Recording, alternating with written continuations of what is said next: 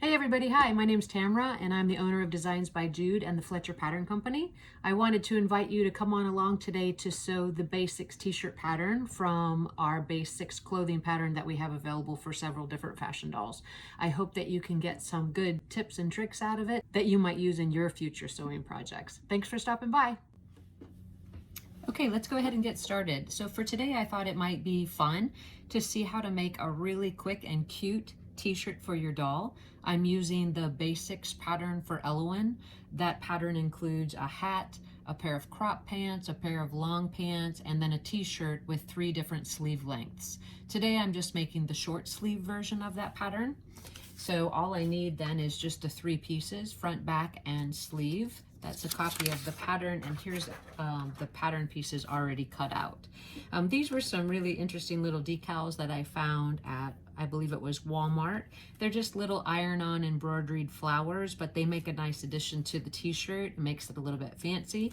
So your few minutes of sewing can turn into a much better project finish. So here's some examples of that. So this is the one that we're going to make. I'm not going to use another applique because I have one of these shirts made already, but this is what I would do if I were starting from scratch. So I'm going to set those to the side.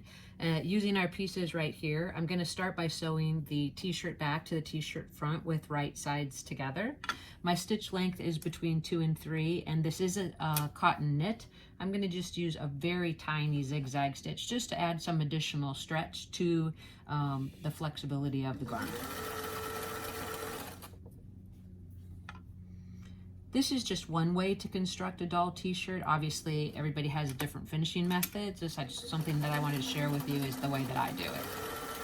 Once I have the shoulder seams sewn, I'm just going to go ahead and iron those open after clipping the seams. There we go.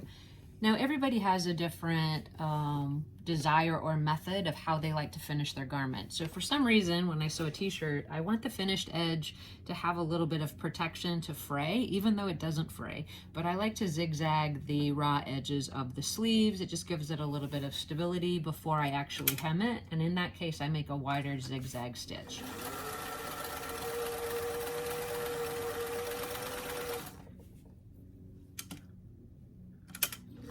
It's a step that you obviously can skip if this isn't something that you desire to do, but I just like how it works out in the end. I'm going to fold that sleeve edge up 1/4 inch and press it.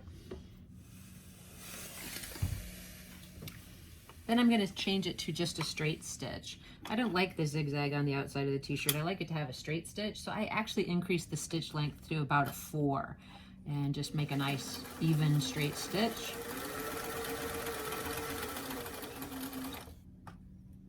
Repeat it with the second sleeve.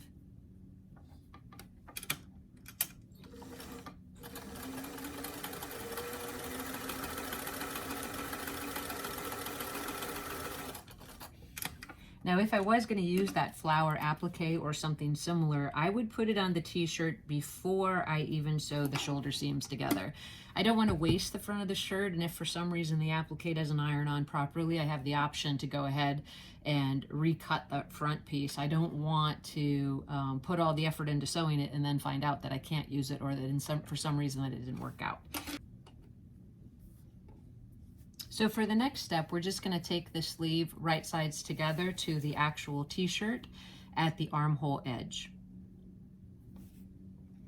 I've adjusted my stitch length back to a 2 to 3 with a very slight zigzag just to ease the sleeve in. I prefer not to pin. If you feel more comfortable pinning the sleeve into place, you certainly can do that. I do like to make sure that that shoulder seam remains open before I sew. And I just keep lifting my sewing foot and turning the sleeve into the garment.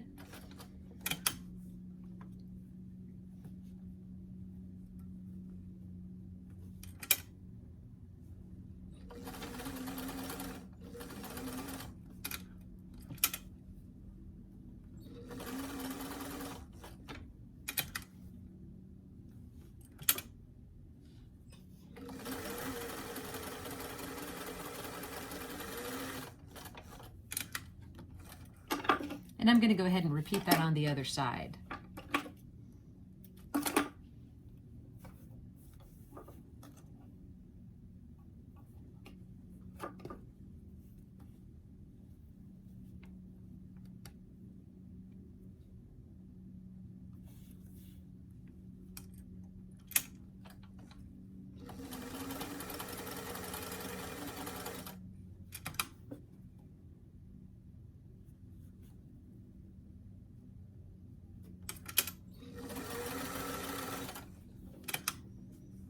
When you lift your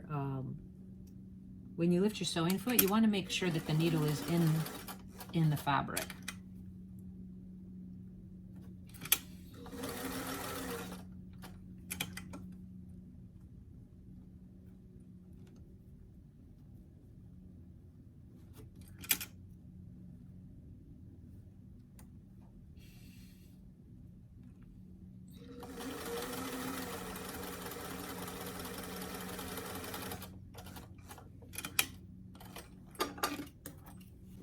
Once I have both sleeves set into the t-shirt, my preference is to go ahead and trim that seam allowance with some pinking shears.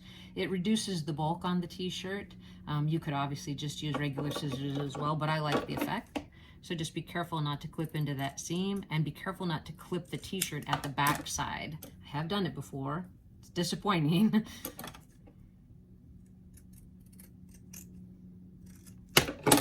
Repeat that with the second side.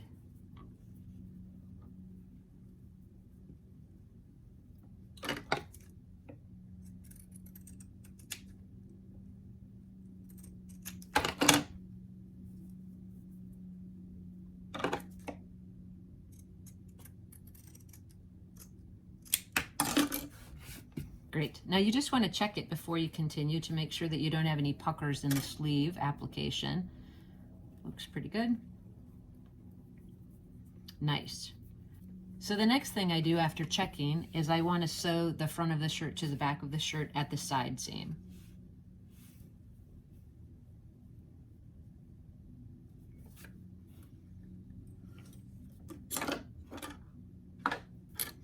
So I'm going to start by taking a few back stitches at that armhole edge, and then going forward, that's just to make sure that I secure that seam.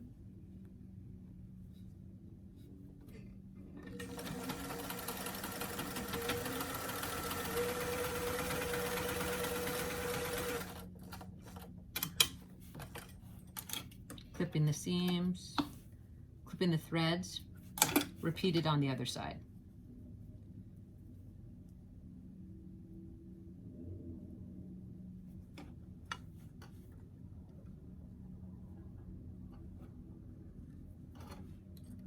A few back stitches to start, and then forward.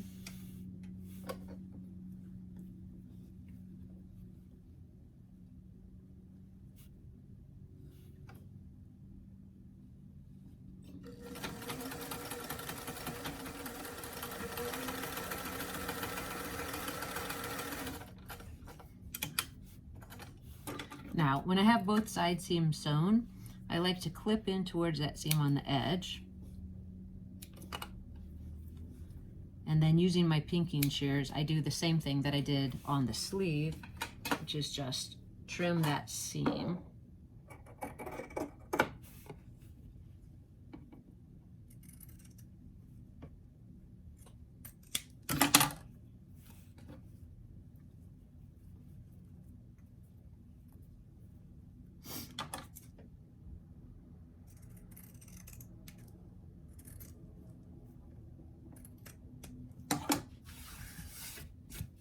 Great. So then I'm going to turn it right side out and see how everything's looking so far. Now that we know everything's looking pretty good, what I like to do is I like to go ahead and zigzag around the whole rest of the shirt. So the neck edge, both back openings, and the hem. And that's because when I turn the collar edge to finish, it's just easier when it has a little bit of stability with that zigzag stitch. So I make a little bit, maybe a 3 as far as the width on the zigzag. And it doesn't have to be too small, but maybe a 3 and a 3. I'm going to sew all the way around the shirt. Now you don't want to pull as you go, you just want to make a nice even stitch length. Okay, so I have the zigzag stitch all around the whole thing. What I want to do now is I want to finish the neck edge, so I'm going to go ahead and turn that under a little less than 1/4 of an inch, hard press it, and then put my seam in. All right, so I have the collar edge pressed in, and now I'm just going to add a nice straight seam. In this case, again, I'm going with a straight stitch for the top stitching, and I'm using a stitch length of about 3 to 4.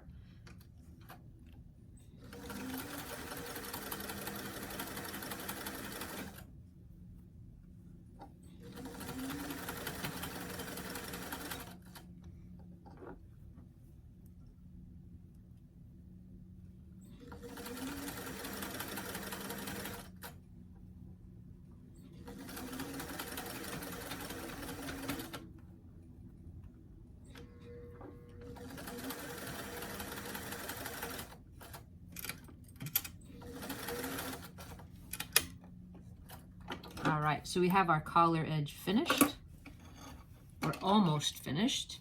So now I'm going to do the exact same thing with the hem edge. I'm going to just turn it under a little less than 1/4 of an inch, press it, and then do the top stitching on that. Okay, now that we have our hem edge pressed under, I'm just going to go ahead and top stitch that.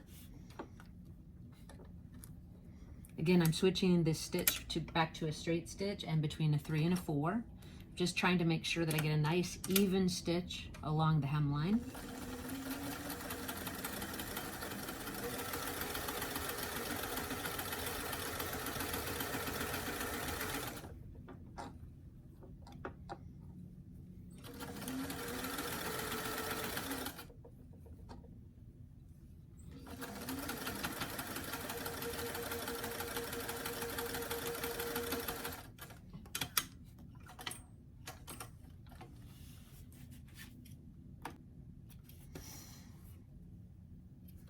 All right, we're almost finished with the t-shirt. Now all we have to do is sew that center back seam. Now on my shirts, I like to sew the center back seam so that there's enough room to get the doll through the top of the top. I usually sew from the base about halfway up the back of the garment, a 1/4 inch seam allowance. I tuck the left back edge under, and the other is the raw edge where the snaps are received. And that's why I like to add a little zigzag along the edge. I just think it makes a nicer finish. So I'm going to start that seam with a few back stitches to secure, matching up that hem edge, and then take it forward.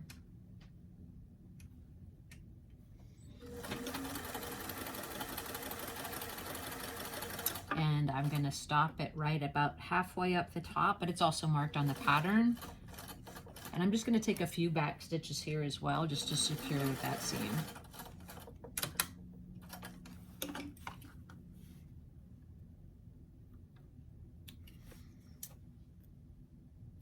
I usually like to cut a triangle angle into that back seam, just so that you can't see that on the other side of the top. So I'm going to turn it right side out.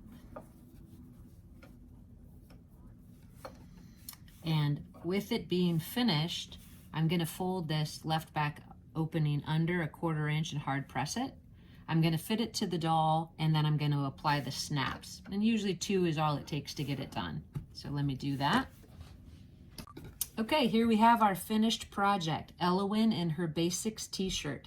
This t-shirt is from the Basics pattern that we have available for 17 different dolls, including Elowyn. It just takes a few minutes to construct a great look for your doll, and I hope this information was helpful to you. Please leave some comments in the comments below, and thanks for coming by.